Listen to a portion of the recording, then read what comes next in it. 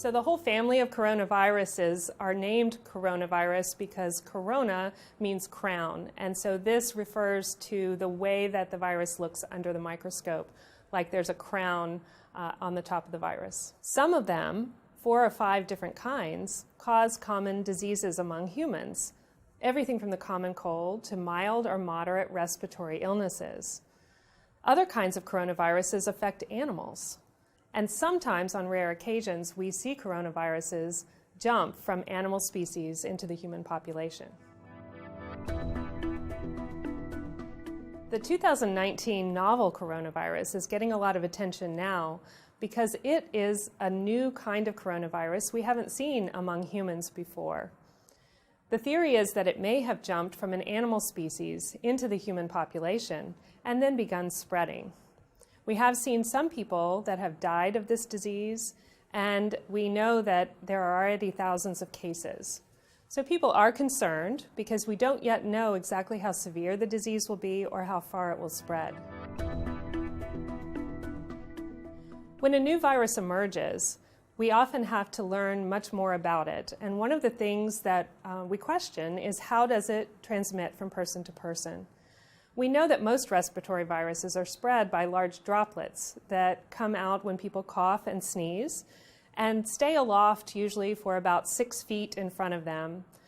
They land on surfaces and then can also be transmitted between person to person by touching those surfaces, such as doorknobs or other surfaces. Other viruses can spread in the air and stay aloft for a longer period of time in small droplet nuclei.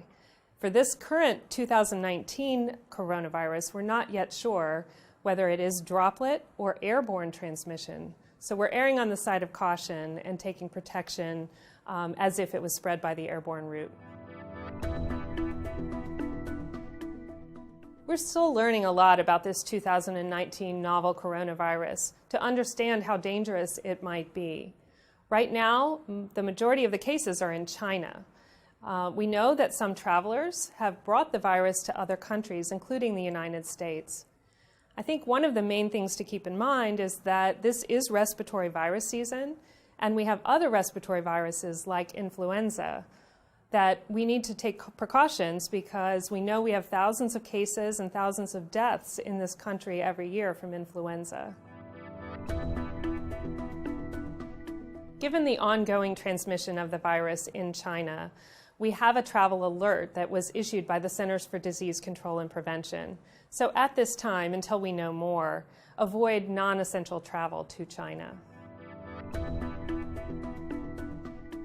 Johns Hopkins Health System and health systems across the nation are busy right now preparing to safely identify, isolate, evaluate, and care for patients with the 2019 novel coronavirus.